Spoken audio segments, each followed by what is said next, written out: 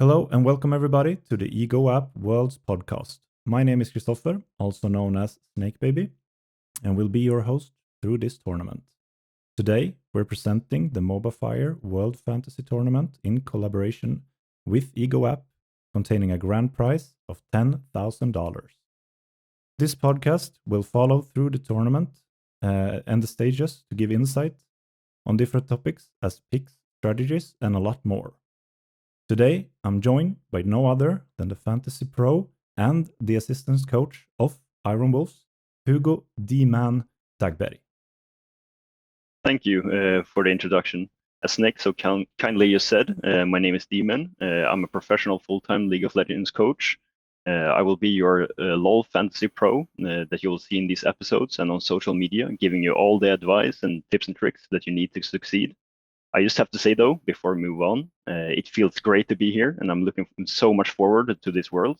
The hype is real. Not only to see the players and teams perform at the tournament itself, but also our awesome fantasy players at home, and who will actually take home the $10,000 grand cash prize. Awesome. And also, we're lucky to have a fellow podcaster on the show. And now more Ego App partner from the League of Fantasy Legends podcast, Piston Swish. Yeah, thanks for having me on. I'm super excited for this. I've been talking Fantasy League of Legends kind of this whole year. Definitely focused more on NA. Big NA fan, as you can see my 100 Thieves merch and my Evil Geniuses posters. But super excited to be here, give some strategies and get to it. I love the North American season, but Worlds is definitely the best part of the year. So let's get into it. Super. So we will talk a little bit about the fantasy structure, like how does it work, etc. As you know, you get 1,000 credits to work with, and you need to create a team of 5 players, each from one position, one from each position, I would say. However, it can get more complex if you'd like to. Isn't that right, Piston Switch? Yeah, so a couple different things to think about. We got 2 cell tokens. So basically what that means is in between or actually during a session, so you'll be able to change your lineup in between each section of the tournament. But within that, you'll be able to, with a cell token, change your lineup out. So, if a player's not performing the way you want, switch them out for someone better. Not only that, we also have the captain role. So the captain's going to get 1.5 times their score. And so whoever you think is going to be the best performing player on your team, they get the captain spot. Yeah. So you can really get into like a detailed, more in-depth structure of the fantasy league. And I also heard that the point system is different depending on what role in the game. D-Man, do you want to elaborate on that? Yes, the points that player will generate for you in the LoL tournament varies a bit depending on their role, just to balance things out. For example, supports is the role that gets punished the least for dying, only getting minus 0.1 points per death, while top laners and junglers get minus 0.15, and the mid laners and bot laners getting minus 0.2. The same goes for assists, support players being the role that is rewarded the most points for securing assists, getting plus 0.35 points per assist, while top laners and junglers getting plus 0.2, and mid laners and bot laners getting plus 0.15. And now for the last variation between the roles, minion score. Here the supports once again will be the role that earns the most amount of points per minion killed at 0.03 points per minions, while top laners and junglers will get plus 0.02, and mid laners and bot laners will get plus 0.015. As for kills, all roles will earn the same amount of points per kill at 0.04 points per kill, so there's no difference right there. Then we also have the way that teams can get points, meaning every player on the team that secures these objectives will get the points added to their total. The different ways for a team to generate points are turret takedowns, rewarding plus 0.1 points, dragon takedowns, rewarding 0.2 points, Baron takedowns, rewarding 0.5 points, Herald takedowns, rewarding 0.2 points, First Blood, rewarding plus 0.5 points to all members of the team, and the winning team will always get plus 2 points for each player. And this is all the ways that your players will generate points in the LoL Fantasy tournament. Yeah, awesome. And moving along, we will talk about the next point, and that is the format and the play-in stage. Piston Switch, can you explain how that works for our viewers? Yeah, for sure. So the play-in stage starts this Thursday. That's tomorrow from when we're recording. And so basically that is two groups of six. So Group A, Group B, both with six teams. They'll play a single round robin. So each team will play 5 games within that. The top team from each group will go forward to the knockouts, or sorry, the group stage. And then we'll have some best of fives to figure out the other two. And so in each group, the third and fourth place team will play a best of five against each other, and then the winner of that will play the second place team from the opposite group. And so that will give us our 4 teams that escape this play-in stage, which then brings us to the group stage. The group stage, 4 groups of 4 teams. The top 2 make it out of each group. And so it'll be a double round robin there. So 6 games per team. The top 2 teams go through to the knockout stage. Once we get to the knockout stage, it'll be 8 teams total, a single elimination best of 5. And that is when we crown our champion. Yeah, that's a lot of information at the same time. It sure is. But no worries. You will be able to create a new team for each stage along the way. So don't panic regarding the oh my god, there's so many things going on at the same time. Dman, which teams are in the play-in, and who will make the cut to the worlds, and why? Yeah, starting off with the teams that are included in the playing stage, we have 2 groups. In Group A, we have Beyond Gaming from PCS. We have Chiefs Esports Club from OCE. We have Detonation Focus Me from Japan. We have Evil Geniuses from North America, Fnatic from Europe, and Loud from Brazil. In Group B, we have DRX from Korea, Istanbul Wildcats from Turkey, Isurus from Latin America, Mad Lions from Europe, Royal Never Give Up from China, and Saigon Buffalo from Vietnam. Starting off with Group A, which I think is the most unpredictable group of the two, we have 2 clear fan favorites in EG and Fnatic, but I have to voice my concerns about both of these teams. Fnatic hasn't been able to scrim at all since the LEC playoffs, since their bot lane both got COVID. What it looks like right now, Fnatic will be playing their opening matches without their support, and instead with their support from their academy team, which I'm highly skeptical about. The status on the upset is also unclear yet. Fnatic being a team that clearly always plays for bot lane, potentially playing with a double substitute bot lane is scary to me and something that I don't want to gamble my fantasy points on. A similar situation is also present for EG, playing with a new bot laner. The loss of Danny is also something that I could see hurting their chances of making it out of play-ins a lot. My prediction for this group is that DFM will actually come out on top. Their regular split has never looked this good as it did this split, and their form moving into Worlds is better than most people actually believe. But there are room for upsets in this group, with both Beyond Gaming and Chiefs Esports Club not looking too shabby, and I think both of them could actually step up and fight for the first and second and third spot. As for Group B, I think RNG is just too solid and will make an undefeated run throughout the group. Closely following behind is DRX and Mad Lions.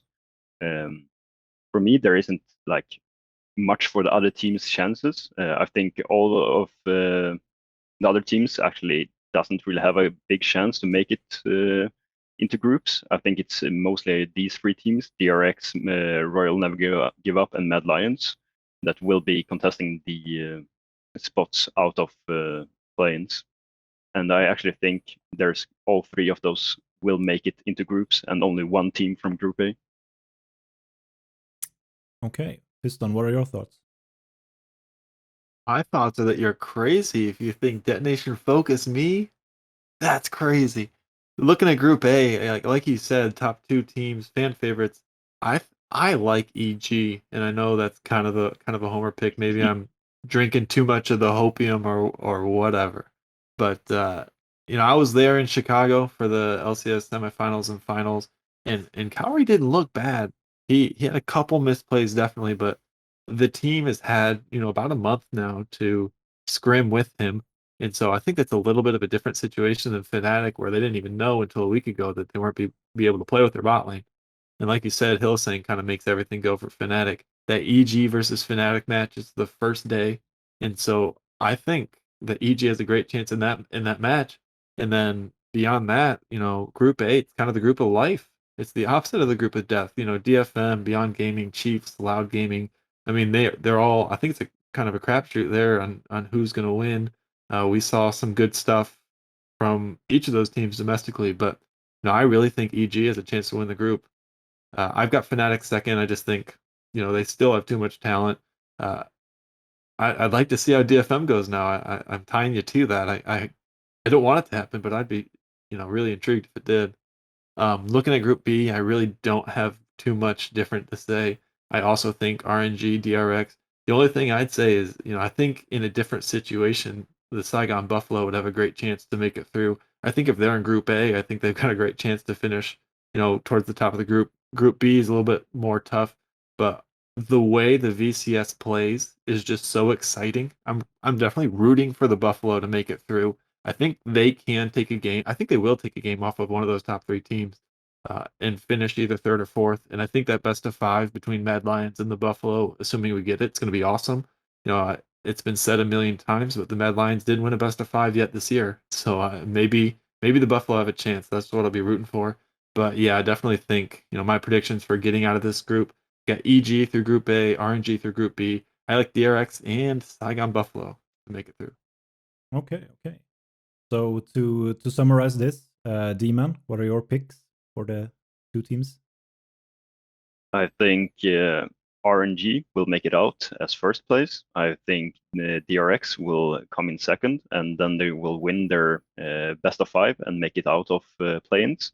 I think Mad Lions on the opposite side will also make it out through beating Saigon Buffalo. And then I think it's only the first place from Group A that will make it out. And nobody else in that group, I think, will be able to win the best of fives to qualify into groups. So to summarize it, I think DFM will make it out. I think RNG, DRX, and Mad Lions will make the cut. Okay. Well, for my picks, I've only getting into the winners of the group, and or I would see that Detonation Focus, me, and RNG are moving through. Moving along, we had some interesting discussions about the fantasy strategy. Dman, could you lead us off with some tips or strategy to share for the viewers regarding the play-in stage? Yes, for me, there's one strategy that I think people should really keep in mind. That's the biggest one that will actually generate the most points if you're able to pinpoint it correctly. And it's about what bot lanes will play the Senna, like Senna Tahm Kench or Senna plus friends lanes. Because if we look at how much points the support players actually will gain from CS score, we will see that if the support will actually farm in lane, he will generate such a ridiculous amount of points that it will just skyrocket above everything else. And the opposite is for the AD carry then. The Senna player will then get no farm and will in return get almost no points at all from that game. So being able to make sure that you stay away from AD carries that are Senna prone and that will play a lot of Senna, and making sure that you try to pick support players that has a high likelihood of playing something like Tahm Kench with a Senna or some other type of bruisers with Senna, maybe Seraphine even. Then I think you have a good shot at getting a lot of points. And for me, it's DRX that you should be looking at for this. Staying away from Deft, because Deft is a very he plays Senna a lot of the times. He played it 8 times in the regular split, and it's the most of any team in Worlds. And then as for Beryl, yeah, I think that's the support player that most people should look to invest their money in, since he is prone to play these farming lanes with Senna a lot. So that would be my main tip moving into the planes, that you guys should try to get Beryl into your team if it's possible with the economy that you have, and stay away from Deft. Okay, interesting. Piston Switch, do you have any thoughts? Yeah, my thoughts really kind of on the same logic there is the importance of the creep score as we look at some of the formats that I've played in the past, whether it's the season-long leagues that our podcast usually talks about during the regular split, or some of the other like daily fantasy options that you have, the creep score is actually way inflated, and so it rewards different things. And so typically we're looking for players that are going to leave lane and rack up kills and assists. Maybe leave mid, go bot, go top. This format is almost the opposite, and so it's looking for team players that are going to, be lane dominant, lane bullies. And so we talked about in the podcast that we previewed here is that you want to find teams that are going to play through specific lanes, and you want to find players that are going to play champions that carry. So when we look at top lane, the example I gave was like an Aatrox versus an Ornn lane.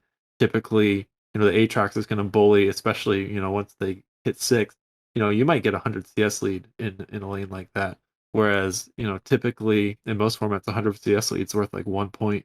In this, it's worth, 3 or 4. And so that's going to be, what really important to look at. And so a lot of the picks I made, I looked at, the CS per minute kind of as a factor or a gauge, I guess, for who the teams are feeding, who the teams are giving their resources to. Some teams are all about playing through their bot laner, some teams more mid lane, some teams are really going to play through top lane.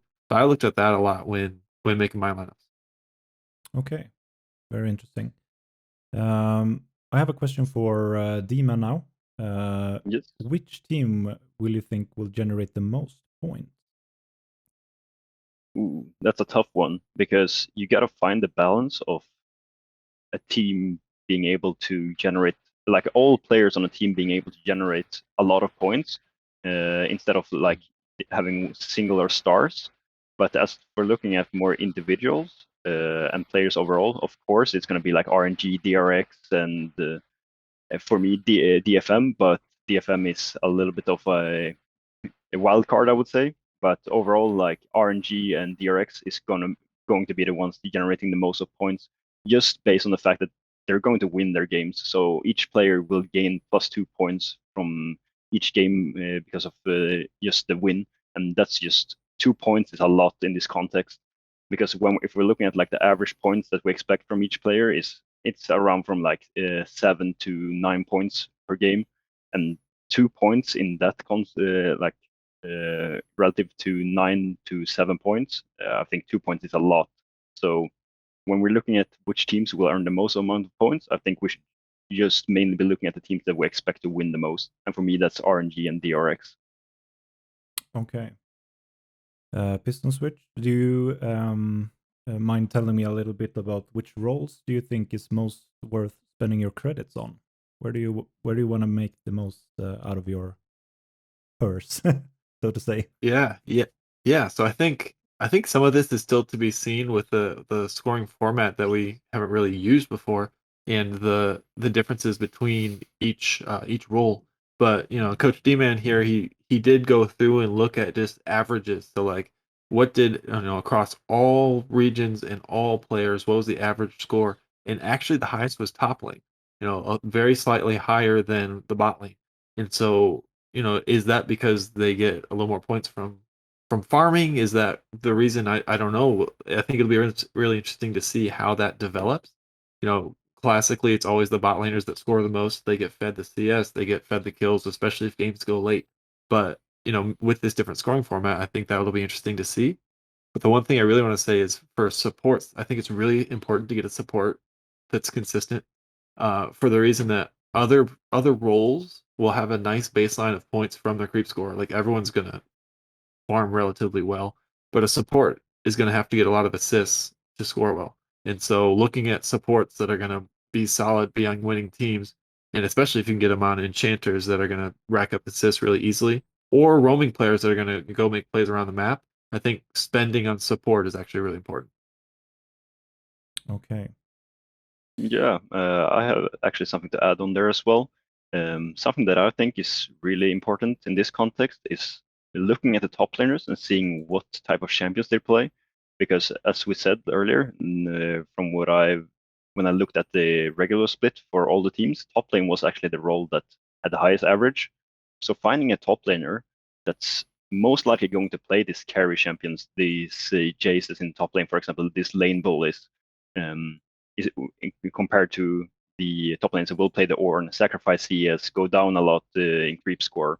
I think that's where you really need to spend your money in terms of getting a lot of points, finding the carry top laners that will rack up a lot of points rather than the tank duty top laners that will play like Ornn, Sejuani, and stuff like that. As well as Piston said about like assist in support on enchanters. I think the same thing can go for junglers when we're looking at players that are very prone to play Jarvan, for example. In terms of team fighting, Jarvan puts down his E. He's going to do that every fight. He gives attack speed to all the players on his team, and he will get assist for every single kill in the team fight. So that's also something that I will be looking for, like Jarvan players to rack up the assist points, as well as like carry junglers that will farm a lot because they will generate so much points just from the creep score. But that's pretty much everything that I have for that right now. Okay, that's a really interesting take.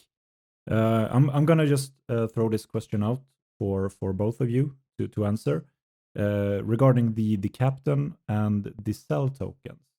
Any tips on how to use them or not to use them?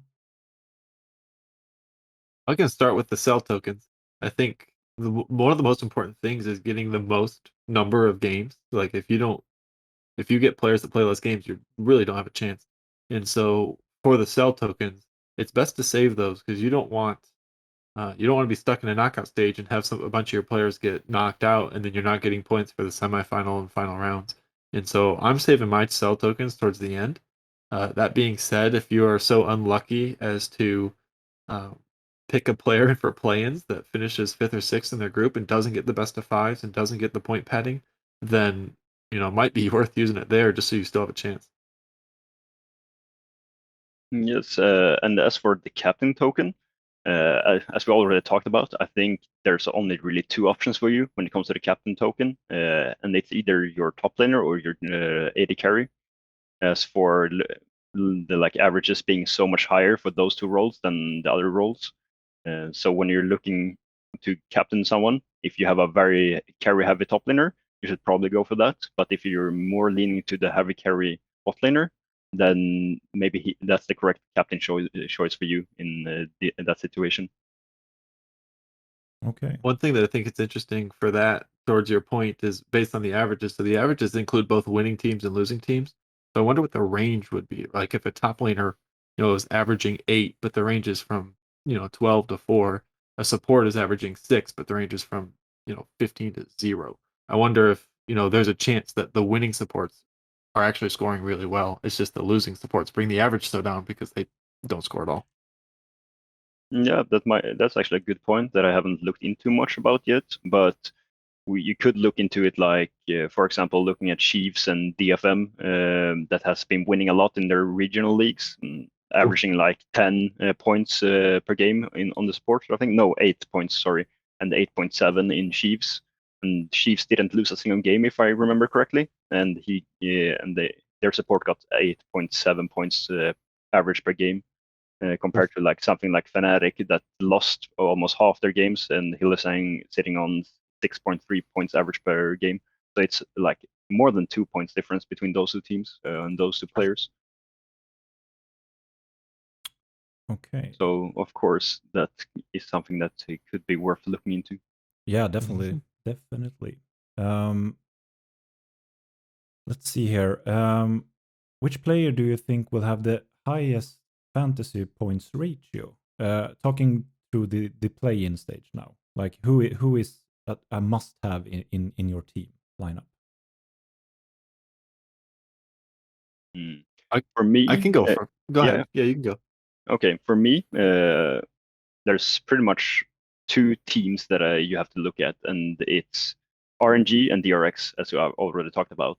And for me, the must-haves is pretty much Gala and Beryl for me, because you don't want to go for the DRX AD carry, and you don't want to go for Upset, for example, in Group A, because his playtime is unsure, and you don't want to risk your points on that.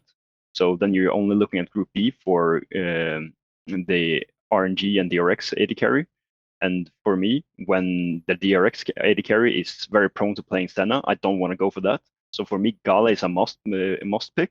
And the same thing goes for Beryl, just because his chances of farming on the support champions is way higher than anyone else. So I think those two players is really must-haves for you to make sure that you can rack up the most amount of points and not fall into any traps with the Senna lanes, for example. So that's just my advice for must picks. Yeah, so I definitely like the Gala pick. I think it's a good one. There's a reason he's 55% owned, and I think it'd be hard to not have him in your lineup, especially when you consider that they really play through him. He has the highest CS per minute of any player in group stage at literally 10.2 CS per minute as an average. Now, that being said, with the question being the highest credit to fantasy points ratio, I was looking for players that were a little bit cheaper, and there's one player that stands out to me. I cannot believe he's this low. And once again, it's going to show, me being an NA homer.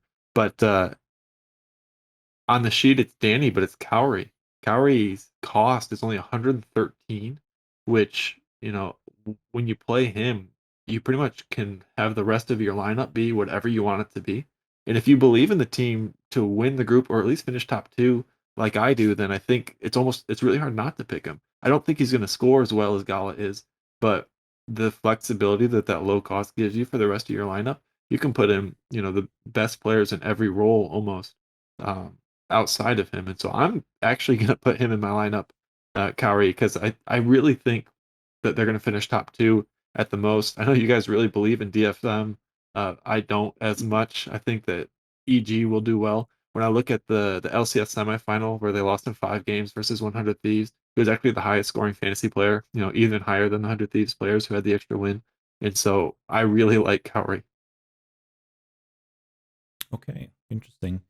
Moving along, I would like to know which players do you think are like too expensive to have in the lineup, or is overrated in that case? I maybe think Dman has something about that for us. I mean, like I talked about Upset already. I think there's a lot of people going for him, but I think if he won't play, it's just too big of a risk. And also, we're not really sure about Fnatic's performance overall into the tournament, so going for Fnatic players might not be optimal. Looking at like the most expensive players, DRX overall has very expensive players. I would rather go for some RNG players, for example. Like just looking at Beryl as the DRX support, which I ironically have. He costs 247 compared to like some other support that's much cheaper. But as for like too expensive, I don't have the list in front of me right now. Badly prepared for me, but so I can't really add much to it other than that right now. Yeah, no worries. That was like a off script question for you. My belief is that each individual player is worth like adding if you really believe in the player, but it's when you combine a lot of expensive players that you will struggle to set up a team. I don't think anyone is like overrated, but it's something to keep in mind that you can't just rack up all the expensive players in that aspect. Piston, do you have anything to add up here? Yeah, you already said it, but I think that Deft is the perfect example of being way too expensive. We already talked about his possibility of playing Senna being a reason you really can't pick him.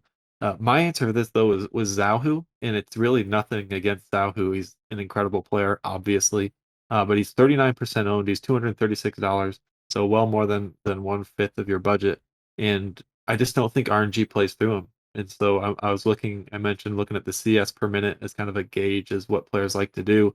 And he's over 2 CS per minute behind Gala. And so Gala's at 10.2, where Zahu's at 8.1. And so that's going to be, a lot of points that you're missing out on. I think that he's going to do a great job of, enabling his team and enabling, Way in the jungle. But specifically in the mid lane, I'm not picking Zahu. Yeah, I actually brought up the list here now, and I can safely tell you that Niski is very overrated in terms of the cost.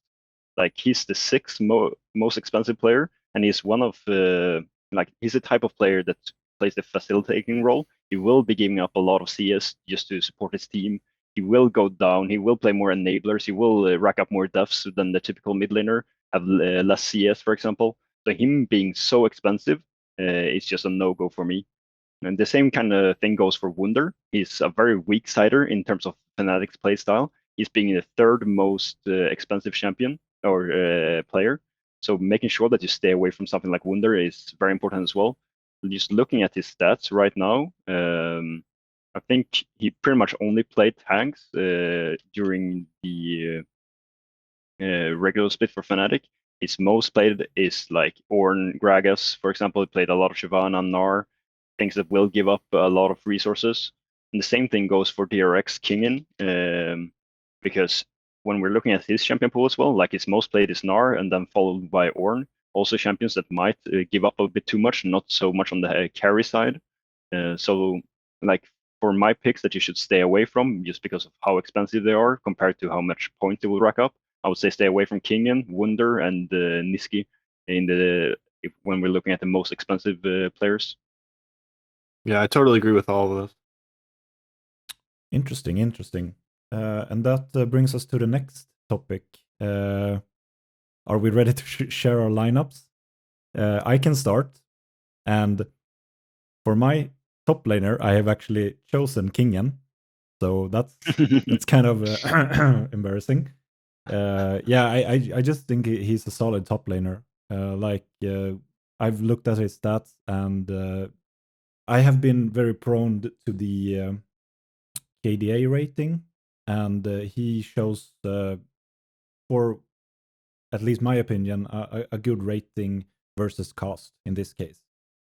And for the jungler, I have chosen Wei. Don't really know so much about that player, but well, I needed a filler. He wasn't on my prior list, and he was kind of cheap, so yeah, I went for him. And then we have, for the mid lane, we have Yaharong. Same there. I don't really know so much about the player. You are the pros in this, and I am only looking at the numbers and hoping to get a good pick. So that's my mid laner. And something I have learned, at least from this talking or discussion, is that I have chosen Gala as my bot laner. So yeah, I don't think I need to explain more. It's just a badass player. I'm gonna name him as captain as well. And then for the support, I have chosen Kino. Any thoughts about my picks? Am I totally out in the blue, or will I make some points at least? I'm happy you put your money where your mouth is and put some DFM players in your lineup. I am happy about that. Okay, Dman, can you share us your lineup?